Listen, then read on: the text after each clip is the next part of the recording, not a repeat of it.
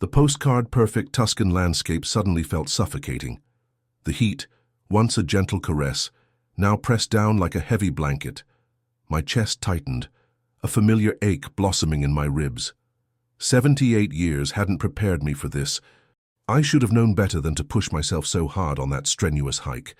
Foolishness, really. The doctor's words echoed in my ears.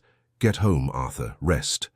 And so, my idyllic summer vacation, meticulously planned and eagerly anticipated, was cut brutally short.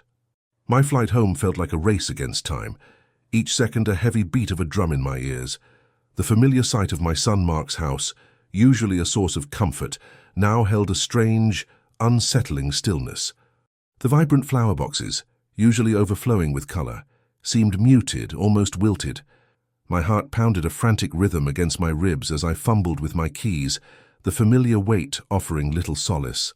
The quiet was unnerving, an unnatural hush that prickled my skin. Where was everyone? Mark? Sarah?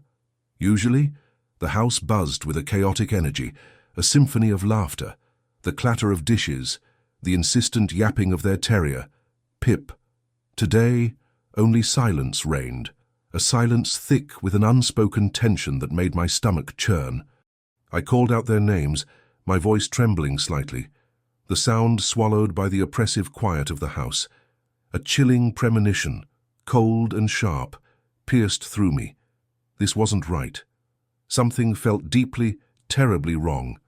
The quiet was a predator, its unseen claws already sinking into my soul.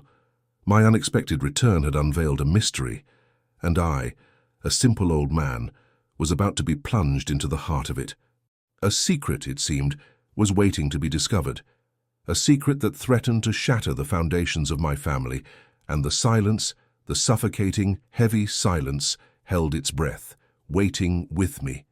The key turned in the lock with a familiar click, a sound that usually brought a wave of warmth and relief.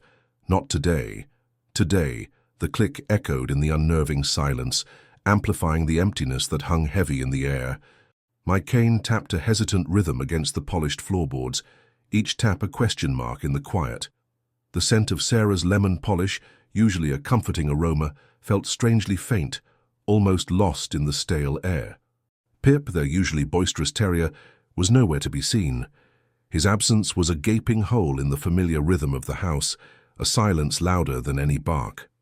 I moved through the house, a ghost in my own family's home, each room a stage set for a play I didn't understand.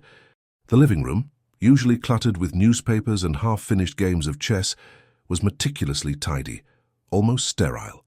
The dust motes danced lazily in the sunbeams, highlighting the unnatural stillness. Even the shadows seemed to hold their breath, waiting. A nagging unease, a cold tendril of fear, began to coil around my heart. This wasn't just quiet, it was a deliberate absence, a carefully constructed void. Upstairs, the bedrooms echoed the same unsettling emptiness. Mark's study, usually a chaotic landscape of papers and books, was pristine. Sarah's sewing basket, usually overflowing with colorful threads and half-finished projects, sat empty on her dressing table. The bed was neatly made, the sheets smooth and untouched. It felt like they'd vanished, leaving behind only the ghosts of their presence, a lingering perfume of their absence. The silence was no longer just quiet. It was a suffocating blanket, woven with threads of suspicion and fear. My steps grew lighter, my breathing shallower as the unsettling feeling deepened into a chilling certainty. Something was wrong, terribly wrong, and the answer, I sensed, was hidden somewhere within these silent walls. My own home, once a haven, had become a stage for an unknown drama, and I, the unwilling audience, was about to be drawn into its unsettling plot. The exhaustion finally caught up with me. The flight, the unexpected return, the unsettling quiet of the house, it all conspired to drain the last vestiges of my strength. I needed to rest, to gather my thoughts, to try and make sense of the creeping unease that had settled deep within my bones. I made my way to the guest room, the familiar floral wallpaper a small comfort in the midst of the growing unease. As I settled onto the bed, a faint murmur drifted from the hallway, a hushed conversation that seemed to emanate from Mark's study. Initially, I dismissed it as the hum of the refrigerator or the distant drone of traffic, but the sounds persisted, a low, murmuring hum that gradually resolved itself into hushed tones, a clandestine exchange of whispers. My curiosity, a stubborn ember in the growing storm of my apprehension, flickered to life. The whispers were too deliberate, too secretive, to be ignored. They were laced with a tension that sent a shiver down my spine, a chilling undercurrent that hinted at something hidden, something sinister.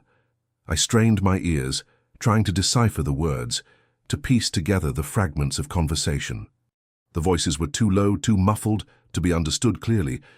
Yet the very act of listening, of trying to penetrate their secrecy, fueled my growing anxiety. It was the tone, the hushed urgency, the conspiratorial whispers that stirred a primal fear within me. The silence of the house had been unsettling, but these whispers were 1,000 times worse, a chilling prelude to a hidden drama unfolding just beyond my reach.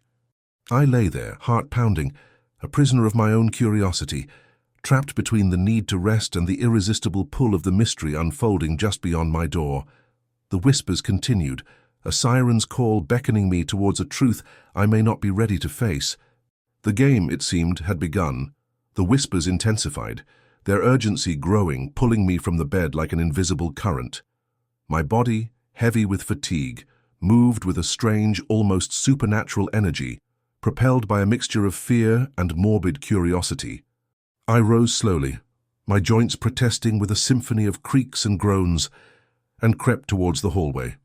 My cane tapped a silent rhythm against the floorboards, a nervous counterpoint to the hushed voices emanating from Mark's study. The door was slightly ajar, a sliver of darkness revealing a small portion of the room within. I hesitated, a battle raging within me between caution and an overwhelming need to know. The whispers, however, were relentless, their urgency a siren's call beckoning me closer to the heart of the mystery. With a deep breath, I pressed my ear against the wood, my heart hammering against my ribs like a trapped bird. The voices were still muffled, but clearer now, their words weaving a chilling tapestry of secrets. I couldn't make out every word, but the undercurrent of their conversation was unmistakable, a sense of urgency, a chilling plan being meticulously plotted. Fear, cold and sharp, pierced through me, a chilling premonition settling deep within my bones. This wasn't a simple disagreement. This was something far more sinister, something that threatened not only my family, but my very sense of security. I clung to the doorframe, my knuckles white, my breath catching in my throat. The weight of the secret, the weight of their hushed words, pressed down on me, a suffocating blanket of dread. I was an eavesdropper, a trespasser on a conversation that was clearly not meant for my ears, but the chilling undercurrent of their words had ensnared me, pulling me into a vortex of suspense and fear. The game had moved beyond the whispers. It had moved into the realm of action, and I, unknowingly, was a key player. His antique car collection. Sarah's voice, sharp and cold as shattered ice, cut through the muffled sounds. The words hung in the air, a venomous sting that pierced my heart. My beloved cars, my passion, my legacy, reduced to mere unnecessary expenses. The casual cruelty in her tone was a physical blow, a gut punch that stole the air from my lungs. It wasn't just the words, it was the icy detachment, the utter lack of compassion in her voice that chilled me to the bone. My own daughter-in-law, the woman I considered family, was plotting my financial ruin. Mark's response was a low murmur, a hesitant agreement that sent a fresh wave of nausea through me. He didn't protest, didn't defend me. His silence was a betrayal as profound as Sarah's venomous words. The weight of their betrayal pressed down on me, a suffocating burden that threatened to crush me. They were talking about my money, my life savings, the fruits of a lifetime of hard work and sacrifice. And they were discussing it as if I were some inanimate object, some obstacle to be removed from their path. Sarah's voice continued, her words dripping with a calculated coldness that sent shivers down my spine. She spoke of my outdated lifestyle, my unnecessary trips, my senseless money spending. Each word was a carefully aimed dart, poisoned with malice and devoid of any warmth or affection. It was a calculated dissection of my life, A meticulous plan to strip me of everything I had worked for, everything I held dear. The casual cruelty in her voice was almost worse than the plan itself. It revealed a depth of avarice and callousness that I never imagined existed within my own family. The shock, the betrayal, the sheer audacity of their scheme left me breathless, my body trembling with a mixture of anger, hurt, and disbelief. The comfortable illusion of family unity had shattered, revealing a chilling reality far darker and more sinister than I could have ever imagined. Then came Mark's contribution, a chilling counterpoint to Sarah's cold pragmatism. His voice, low and hesitant, revealed a plan far more insidious than mere financial plunder.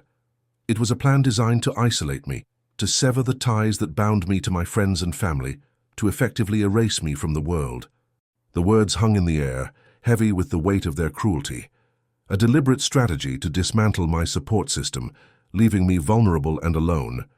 He spoke of subtly limiting my access to my phone, of misplacing my glasses, of accidentally deleting contacts from my phone.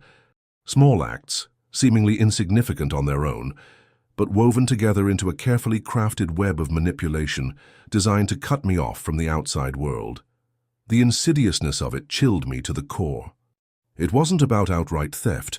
It was about control, about silencing me, about making me dependent on them. The thought of being isolated, of being stripped of my independence and my connections to the world outside, was more terrifying than any financial loss. He mentioned subtly discouraging my weekly visits with my friends at the chess club, suggesting that I was becoming too frail for such outings. He spoke of helping me manage my correspondence, filtering my emails and letters, ensuring that only messages deemed appropriate reached my eyes. The carefully constructed facade of concern masked a chilling intent: to control the flow of information, to manipulate my perception of reality, to isolate me from any external influence that might challenge their control. It was a systematic dismantling of my life, a slow, deliberate erosion of my independence, my dignity, and my connection to the world. His words were a chilling testament to the depths of their depravity, a testament to the chilling lengths they were willing to go to achieve their selfish goals. The betrayal was complete, absolute, and utterly devastating. The whispers shifted, their tone growing more conspiratorial, more precise. The casual cruelty of their earlier pronouncements gave way to a chillingly calculated discussion of legal maneuvers, a complex web of strategies designed to exploit my vulnerability and gradually seize control of my assets. Sarah's voice, devoid of any warmth or empathy, detailed a plan that was both audacious and terrifying in its meticulousness. It wasn't just about stealing my money, it was about doing so legally, leaving no trace of their perfidy. They spoke of power of attorney, of subtly influencing my decisions, of exploiting any perceived mental lapse to gradually transfer ownership of my assets into their names.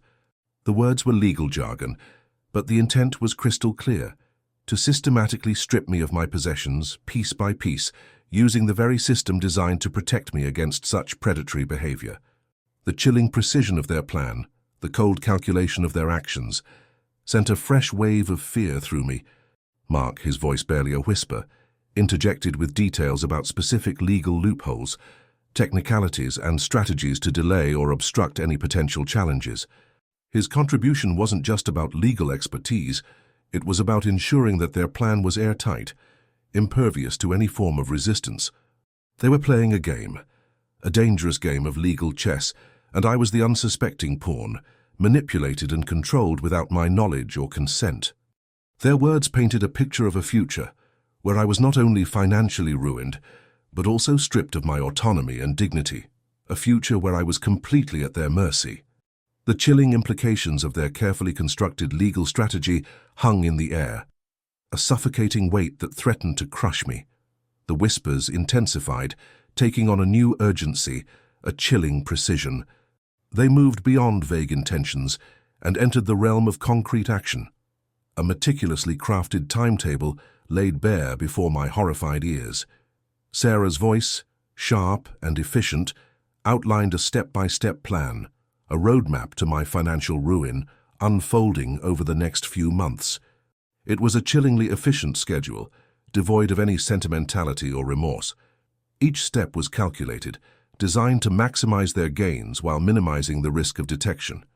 The first phase, she explained, involved isolating me further, limiting my access to external communication and support. This would be followed by a series of seemingly innocuous legal maneuvers designed to subtly influence my decisions and gradually transfer control of my assets. The timeline was precise, each stage meticulously planned to unfold seamlessly, leaving no room for error or resistance. The chilling precision of their schedule was a testament to their ruthless efficiency and unwavering determination. Mark's contribution was to ensure that the legal aspects of the plan went off without a hitch, navigating the complexities of the legal system with a practiced ease that sent a fresh wave of icy dread through me. They were professionals, masters of their craft, and their target was me, a vulnerable old man ripe for the picking. The chilling efficiency with which they discussed the timetable, the calm and clinical way they dissected my life and assets, sent a fresh wave of nausea through me. Their words were a chilling testament to their cold-blooded ambition, a roadmap to my destruction, laid out in stark and chilling detail. The ticking clock of their timetable echoed in my ears, a constant reminder of the impending doom. Then came the final chilling revelation, a statement so cold, so devoid of humanity, that it sent a fresh wave of icy terror through me. Their meticulously crafted plan, their legal maneuvers, their calculated isolation tactics, it wasn't just about the money. It was about control. Complete and utter control over my life, my future, my very existence. Their ultimate goal, unveiled with a chilling casualness, was to place me in a nursing home against my will. Sarah's voice, devoid of any emotion, explained that once my assets were secured, they would initiate the process of having me declared unfit to manage my own affairs. The implication was clear. They would use fabricated evidence, exploit any perceived weakness, any moment of vulnerability, to convince the authorities that I was incapable of independent living. The cold calculation in her voice was a physical blow, a gut punch that left me breathless and trembling. Mark, his voice a low murmur of agreement, added details about the specific nursing home they had selected, a facility notorious for its substandard care and exorbitant fees. It wasn't just about isolating me, it was about ensuring that my remaining years were spent in discomfort, in a place where I would be utterly dependent on them, completely at their mercy. It was a plan so cruel, so heartless, so utterly devoid of compassion that it defied belief. The cold, calculated cruelty of their ultimate goal, to confine me against my will, hung in the air, a suffocating weight that threatened to crush me. Their words echoed in my mind, a chilling testament to their ambition, their greed, and their utter lack of humanity. Silence descended, heavy and suffocating after their chilling confession. The air hung thick with the weight of their betrayal, a betrayal so profound, so utterly devastating, that it left me reeling, gasping for breath. My mind struggled to process the enormity of what I had just heard, the chilling implications of their carefully constructed plan. My son, my own flesh and blood, conspiring with his wife to rob me of my life savings, to isolate me, to confine me against my will. The thought was almost too much to bear. The world around me seemed to tilt, the floor unsteady beneath my feet. The comfortable familiarity of my own home transformed into a place of betrayal, a sinister stage for their callous scheme. My carefully constructed life, my sense of security, my trust in my own family, all shattered in a single, horrifying moment. Disbelief warred with a cold, creeping dread, a fear that gnawed at my insides, leaving me trembling and weak. The details of their plan, their cold calculations, their ruthless efficiency, it all swirled in my mind, a dizzying vortex of betrayal and fear. I stumbled back, my legs weak, my body shaking. The weight of their treachery pressed down on me, a crushing burden that threatened to suffocate me. The comfortable illusion of family, of love, of security, crumbled into dust before my eyes, leaving behind only a chilling emptiness, a void filled with the bitter taste of betrayal. The shock was so profound, so overwhelming, that I could only stand there, stunned, paralyzed by the enormity of their treachery.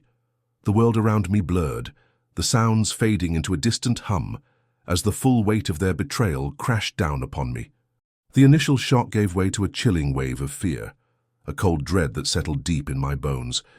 Every shadow seemed to hold a threat, every creak of the house a potential sign of their return, their sinister plan already in motion. Paranoia, a suffocating blanket wrapped around me, twisting my thoughts, distorting my perceptions. I found myself questioning everything, every seemingly innocent gesture, every casual conversation. Had they always been plotting this? Had their smiles been masks, hiding their cold ambition? The comfortable familiarity of my home was now a menacing labyrinth, each room a potential hiding place for their next move. I felt exposed, vulnerable, a prey animal caught in the snare of their wicked scheme. The trust that had been the bedrock of my life, the unwavering faith I had placed in my family, was shattered, leaving me adrift in a sea of fear and uncertainty. Sleep became a luxury I could no longer afford. Every rustle, every whisper, sent jolts of adrenaline through my body, triggering a primal fear response. The once familiar sounds of my home now echoed with menacing undertones, each one a potential harbinger of their return. I found myself constantly looking over my shoulder, expecting to see them materialize from the shadows, ready to carry out the next stage of their ruthless plan. My mind, once a haven of peace and quiet, was now a battleground, a chaotic landscape of fear, suspicion, and despair. The chilling reality of their betrayal cast a long, dark shadow over my life, leaving me trapped in a suffocating web of paranoia. Fear, raw and visceral, fueled my resolve. I couldn't simply cower in the face of their treachery. I had to fight back, to protect myself, to expose their wicked scheme. But how? I was an old man alone, facing a well-organized and ruthless conspiracy. My only weapon was my wits and my knowledge of my own home. The first step was to gather evidence, to find something, anything, that could corroborate what I'd overheard. I began a meticulous search, moving silently through the house, examining every drawer, every file cabinet, every hidden nook and cranny. My trembling hands fumbled with papers, my heart pounding in my chest with every rustle of documents.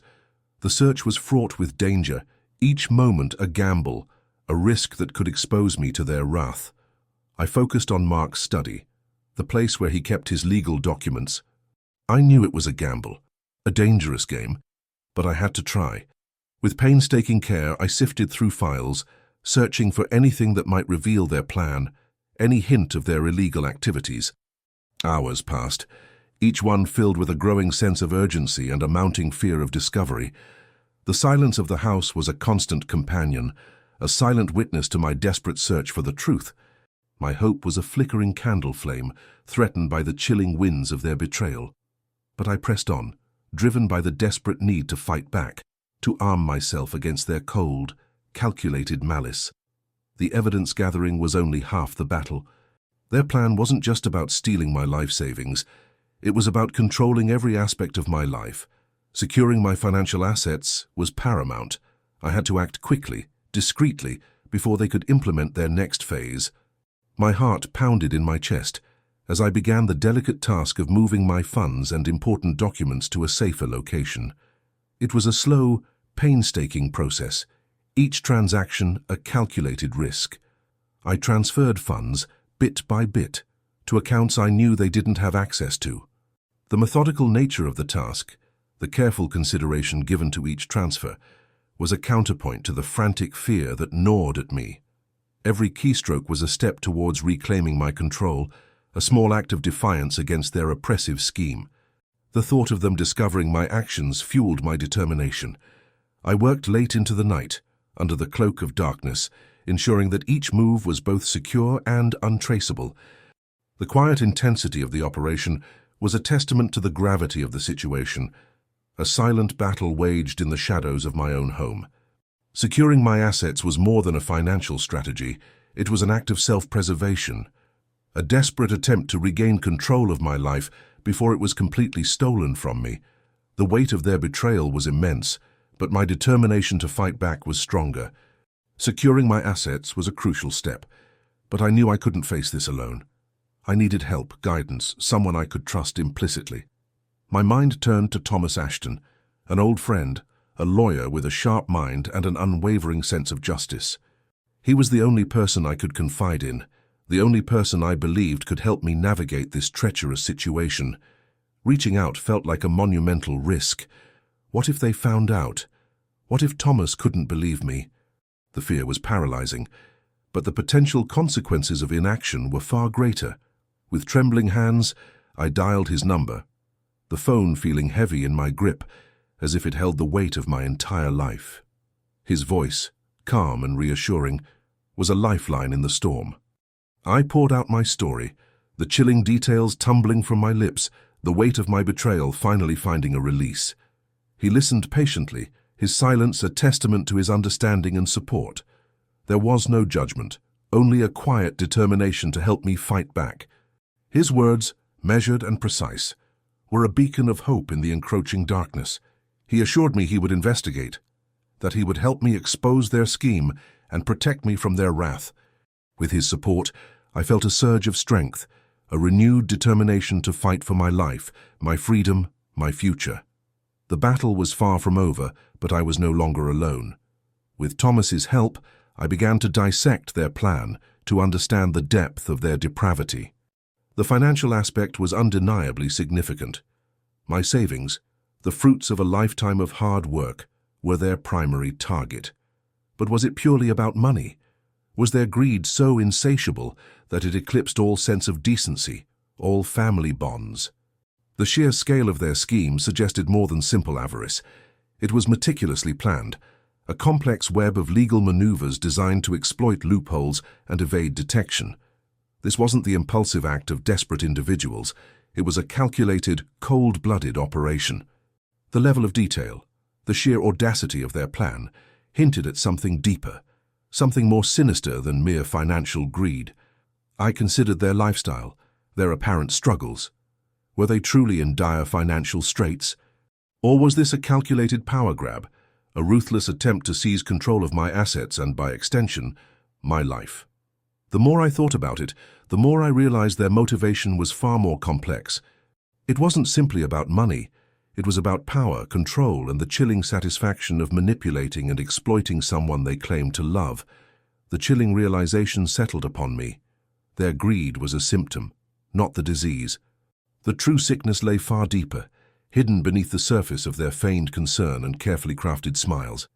Could resentment be the root of their treachery?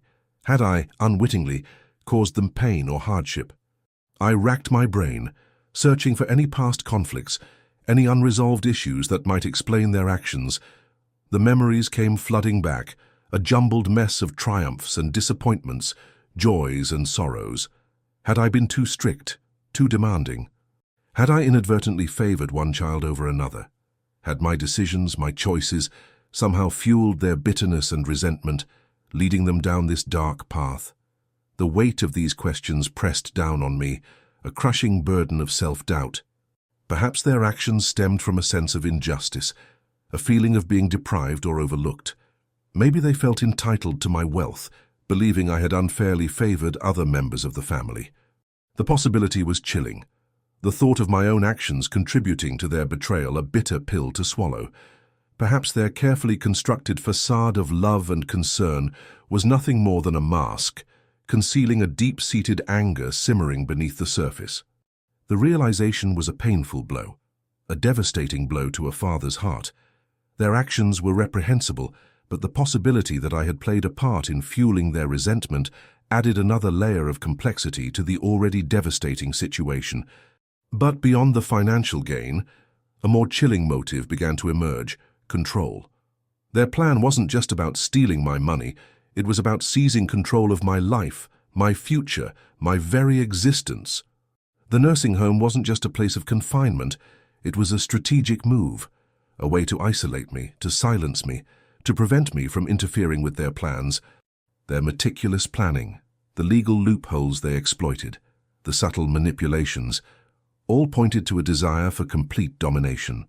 They weren't just after my money, they wanted to control every aspect of my life, from my finances to my personal freedom. The thought sent a shiver down my spine, a chilling realization of the depths of their depravity. This wasn't about a simple disagreement or a fleeting moment of anger. It was a calculated power play, a ruthless attempt to strip me of my autonomy and independence. They wanted to reduce me to a puppet, a mere pawn in their game of control. The realization was more terrifying than any financial loss, a profound betrayal that cut deeper than any wound. Their actions weren't born of desperation. They were born of a chilling thirst for power, a desire to dominate and control every aspect of my remaining years. The insidious nature of their control was far more sinister than I had ever imagined. The question loomed, a monstrous shadow hanging over my every waking moment. Confrontation or avoidance? Should I confront Mark and Sarah directly, laying bare their treachery and forcing them to face the consequences of their actions? Or should I proceed more subtly, using my newfound knowledge and Thomas's expertise to dismantle their scheme from the shadows? A direct confrontation held a certain appeal. It would be a cathartic release, a chance to confront them with the truth, to expose their lies and deceit. But the risk was immense. They were cunning, ruthless individuals, and a direct confrontation could easily backfire, leaving me more vulnerable than ever.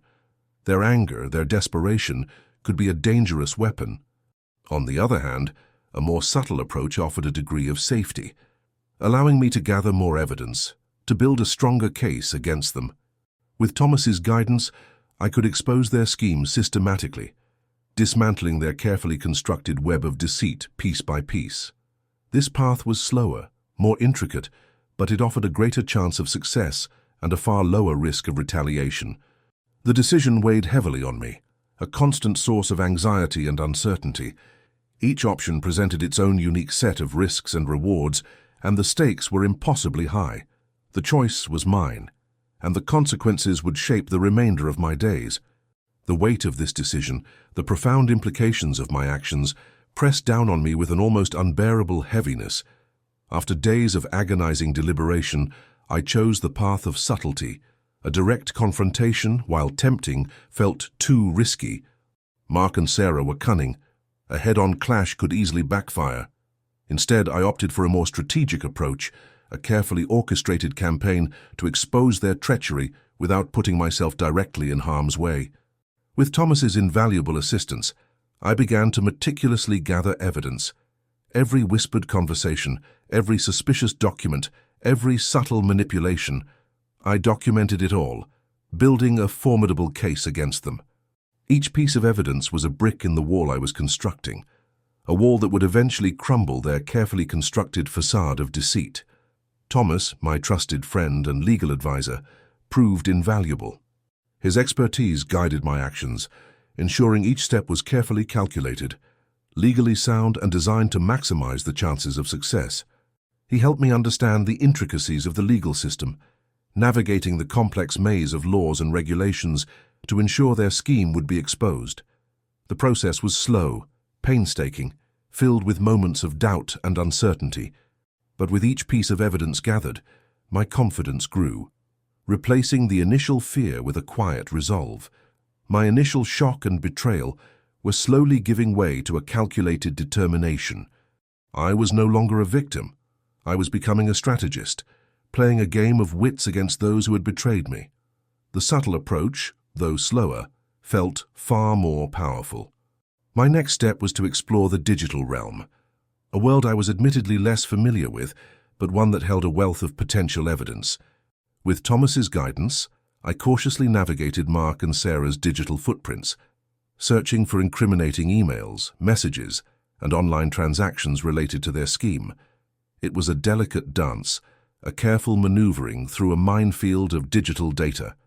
Each click, each search, felt fraught with risk, but the potential rewards were immense. The digital world, I discovered, was a treasure trove of incriminating evidence, a chronicle of their meticulously planned treachery. I found emails detailing the transfer of funds, messages discussing the logistics of placing me in a nursing home, and online transactions related to the purchase of legal services, services designed not to help, but to exploit. Each discovery solidified my suspicions, painting a vivid picture of their callous plan. The digital trail revealed a level of sophistication that surprised even Thomas. Their efforts to conceal their tracks were evident, but their meticulous planning also left a trail of digital breadcrumbs, each one leading me closer to exposing their scheme. The digital evidence was a damning testament to their deceit, a powerful weapon in the battle ahead. This digital trail, once discovered, would be the key to their undoing. Armed with the digital evidence and the unwavering support of Thomas, I sought legal counsel. I needed more than just a lawyer. I needed a specialist in elder abuse, someone who understood the intricate web of legal maneuvers often used to exploit vulnerable individuals. Finding such a specialist felt like finding an oasis in a desert of despair. The meeting was tense, a stark contrast to the comforting atmosphere of Thomas's office. I laid out my situation, detailing the chilling plot hatched by my own son and daughter-in-law. I presented the evidence I had painstakingly gathered, the emails, the messages, the online transactions, each piece a testament to their greed and betrayal. The lawyer listened intently, his expression shifting from polite concern to outright outrage as I recounted the details. He was a seasoned professional, yet the sheer audacity of Mark and Sarah's scheme seemed to shock even him. He confirmed my suspicions, outlining the legal avenues available to protect me and to bring Mark and Sarah to justice. He explained the legal ramifications of their actions, the potential penalties they faced, and the steps we needed to take to ensure their scheme would fail. His words were a balm to my wounded spirit, a beacon of hope in the darkness. He offered not only legal protection, but also a sense of security, a reassurance that justice would prevail. The meeting concluded with a renewed sense of purpose, a plan of action, and the comforting knowledge that I was not alone in this fight. The moment arrived sooner than I expected. Mark and Sarah, oblivious to my preparations, were gathered in the living room, their usual air of forced cheer masking the simmering resentment I now understood. This was my chance. I had anticipated a drawn-out campaign, a slow unraveling of their scheme, but their impatience had played into my hands. I entered the room, my gait slower than usual, but my resolve unwavering. The silence that followed my entrance was heavy, thick with unspoken accusations. Their forced smiles faltered, replaced by expressions of unease. They knew instinctively that something had changed. I didn't waste time with pleasantries. I laid out the evidence, calmly and methodically, each piece a blow to their carefully constructed facade. The emails, the messages, the online transactions. I presented them one by one, each piece a damning testament to their treachery. Their faces, initially defiant, slowly crumbled under the weight of irrefutable proof. Their denials were weak, unconvincing, their attempts at manipulation clumsy and unconvincing. The shock gave way to anger, then to fear. They saw the cold, hard truth reflected in my eyes, the unwavering resolve that had been forged in the crucible of their betrayal.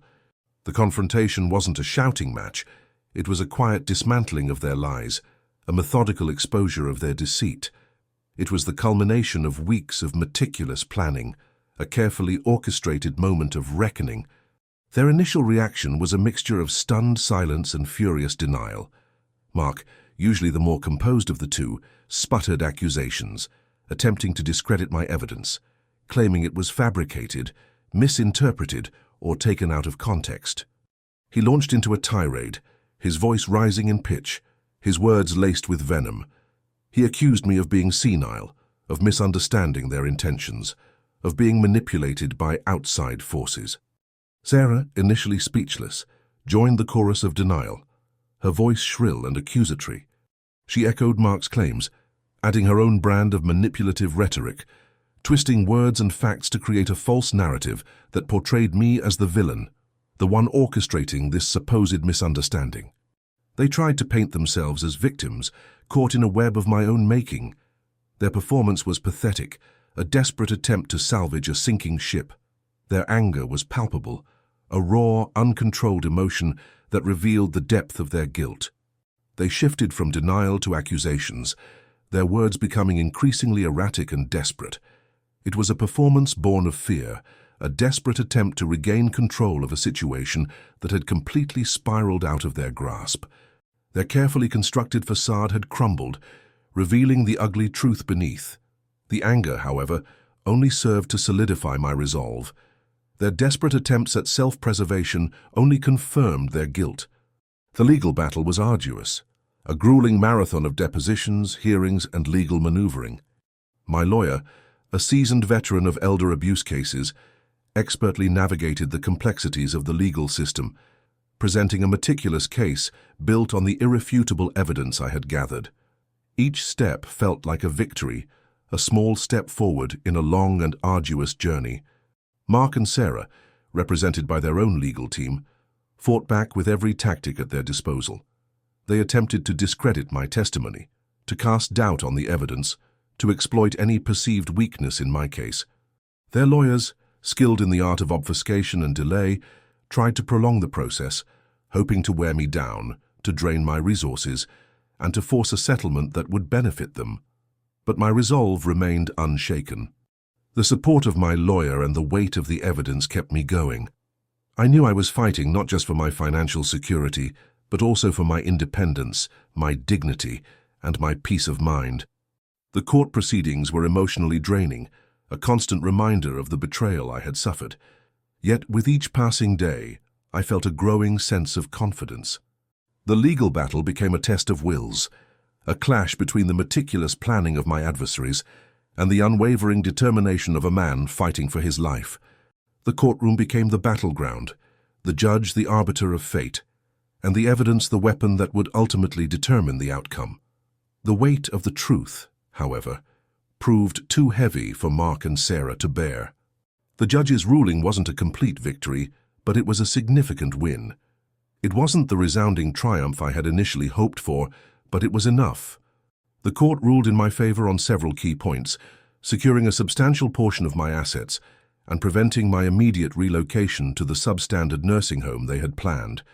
Their scheme to seize control of my finances and life had been thwarted, at least for now.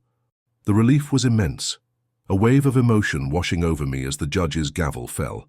The weight of months of stress and anxiety lifted, replaced by a fragile sense of hope.